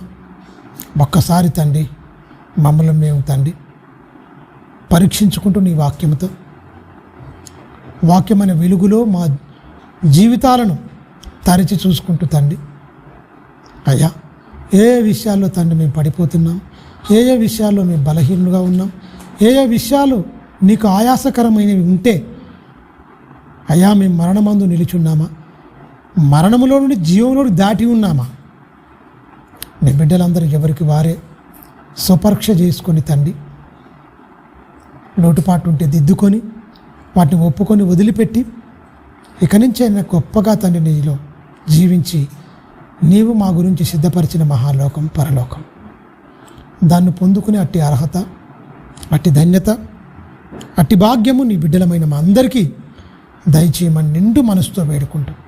నీ బిడ్డలు విన్నారు తండ్రి, విన్న వాక్యము వారి హృదయంలో ముద్రించండి. చక్కగా మేమందరం తండ్రి మా ఆశ మా కోరిక ఒకటే తండ్రి, నీ సంకల్పాన్ని ఎరిగిన వారమై నీ సంకల్పాన్ని మా బ్రతుకుల్లో మేము నెరవేర్చి నీవున్న మహాలోకంకి రావాలి. జయించిన వారిని నా తండ్రి సింహాసనం మందు నేను కూర్చుండబెట్టేదిను అన్నాడు నీ కుమారుడు క్రీస్తు. అట్టి నిరీక్షణతో, అట్టి ఆశతో, అపేక్షతో ఈ లోకములో తండ్రి బ్రతికి అట్టి భాగ్యము, అట్టి ధన్యత నీ బిడ్డలమైన మాకు దయచేయమని నిండు మనసుతో వేడుకుంటూ క్రీస్తు వారి అతి శ్రేష్టమైన పుణ్యమైన పవిత్రమైన నామలు అడుగుచు మమ్ములను, మా కుటుంబాలను, మా పిల్లలను, మా కలిగిన సమస్తము నీ దయగల స్థలకు అప్పగించుకుంటూ క్రీస్తు నామాన్ని ప్రార్థన అడుగుతున్నాం తండ్రి, ఆమేన్. మన తండ్రి అయిన దేవుని ప్రేమ, కుమారుడైన యేసుక్రీస్తు వారి కృప, పరిశుద్ధాత్మ దేవుని అన్య సహవాసం సదాకాలం మనందరికీ తోడై ఉండి సర్వసత్యం నడిపించి సత్యం మందు ప్రతిష్ఠించుగాక. ఆమేన్. అందరికీ ప్రభు నామమున వందనాలు, శుభాలు.